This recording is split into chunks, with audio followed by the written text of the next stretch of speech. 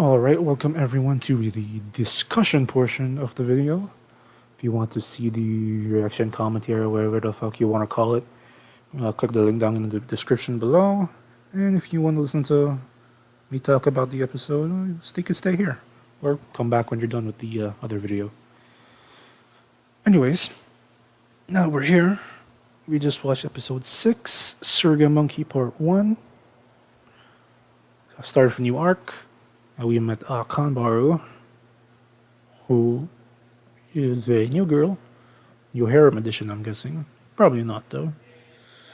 Just because of, the intro. Like I said, appropriate month.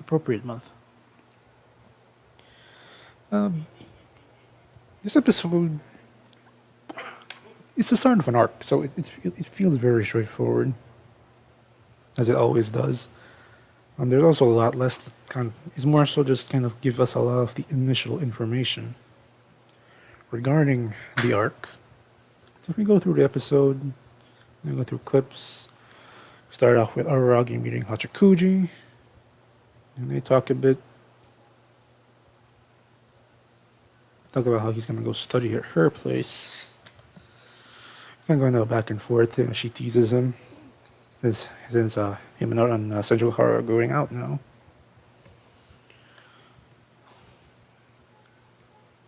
Of course, they fight their usual stick. Kanbaru shows up just leaping through time. We got through the intro.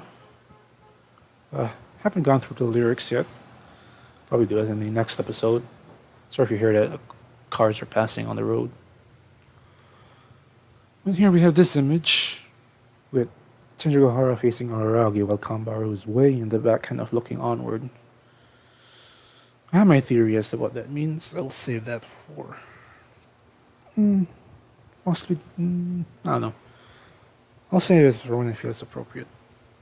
Or maybe just next episode. We might get more context. Because for myself in the preview, it's like Araragi and Kanbaru are going to be talking. So we have all of these things, which, now to look at it, yeah, that's what attacked him just now. So there are multiple, there's just metaphorical, and there's one of them. Either way, we got all the lilies, or the yuris, however you want to pronounce it. So I think we all know what that means. Again, for the third time, appropriate month. Well, third time I've said today, second time in this video, I think. I have Senju Hara on top of all of her supplies, and then the intro she stabs Kanbaru or cuts her, whatever, with the giant scissors. So, looks like things are going to be happening there.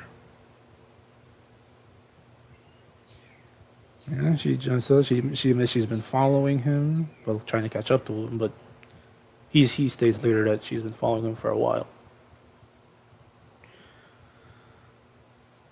She starts going off about random stuff. What I'm guessing from this whole thing was that she's doing a lot of the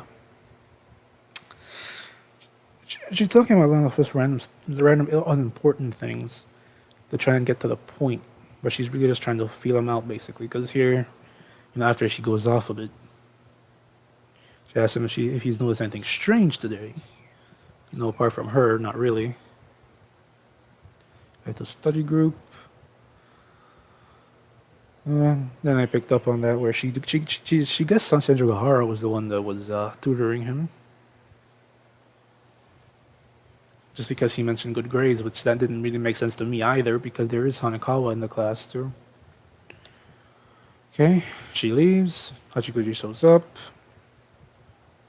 They talk about her possibly being in love with Araragi. Not being the protagonist of a gal game, which, yeah, he isn't, but kind of is because of the harem setup. But again, considering the intro, I don't think that is the case. I don't think she likes him. It's not like that.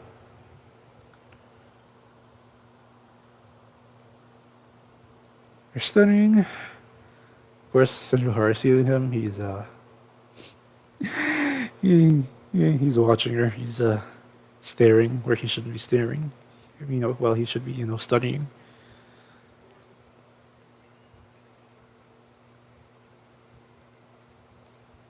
talk about his future plans. Oh. She talks about how she wants them to live together, which, that's a big leap in the relationship. Also, I'm sorry if I seem very low energy. I kind of am. Like I said, this week has been very, very busy, and I feel terrible. It's hard to get any sleep. And I'm just tired. Anyway, let's continue.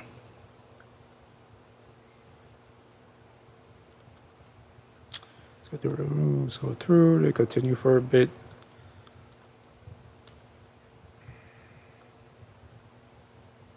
He brings up Kanbaru, trying to see if they did know each other in the past. And then she does this, which, I mean, I can understand being jealous to an extent, but come on. You really gotta threaten my man's eyeball like that?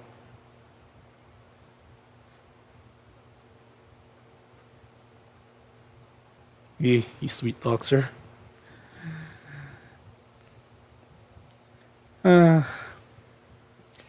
And again, she's talking about some Romeo and Juliet level crazy romance.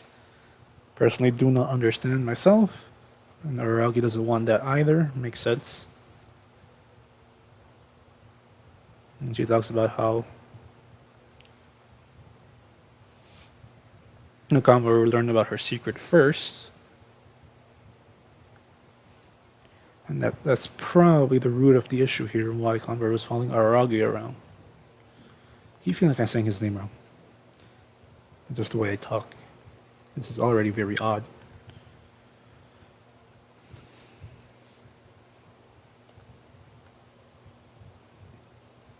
Talk about how she's probably wondering about Araki. We had this weird phone call with Senshigahara, with Hanakawa. We talked about the Valhalla duo, Valhalla combi, Valhalla combination. I know that's kind of how that works. What little Japanese I know. And wordplay. Talking about how they knew each other as athletes. This whole sequence, by the way, with Hanakawa walking around, was very interesting. Because we start off with her alone on the swing set, just at night by herself, randomly, and then, Hararagi calls her, and she was like, "Oh, I was just doing some studying." I was like, "No, you weren't.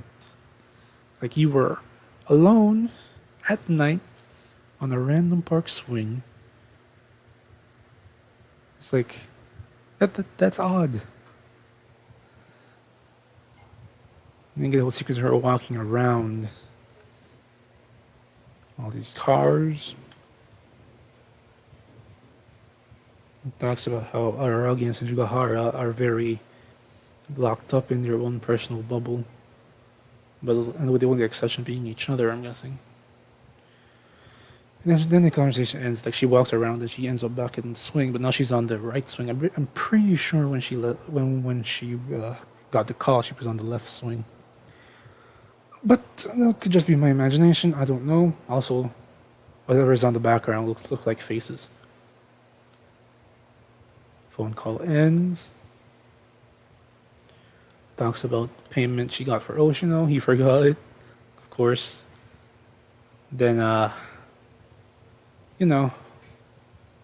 monster shows up, and then there's this. So the monster shows up, beats the shit out of Aragi, breaks the ground with a punch on his body. The man's still standing, barely. He falls over eventually. But then he notices the bandage on the arm. And he flashes to that. So yeah, I'm guessing that is Kanbaru. I mean, who else can it be? The question is why she's, attacking him. And meanwhile, he's on the ground, just, half dead. And she shows up with a payment telling him he forgot. God damn it, Senjugahara. Yeah, this episode felt very straightforward in my opinion. And again, it's the start of an arc, so I don't expect it to be. How do you say? I'm not saying no, because it was kind of confusing at points, but that's just Bakemonogatari style. I'm noticing, but I don't expect it to be very convoluted. I guess you could say. So there's not too much mixed into it. Yeah, let's say that. Because what's presented is there in a way where you can just suck in the information that you need for now. Because I'm sure I believe this is a 3-episode arc. Yeah, I'm pretty sure it is. So I'm guessing in the other 2 episodes, there's going to be a lot more explanations, a lot more like just information being thrown at you.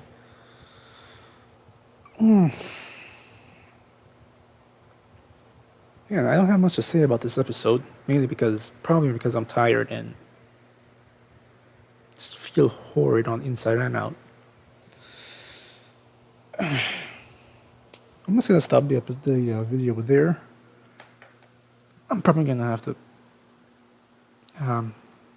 edit this kind of weirdly because there were a few interruptions in between, so that's gonna be fun. God damn it!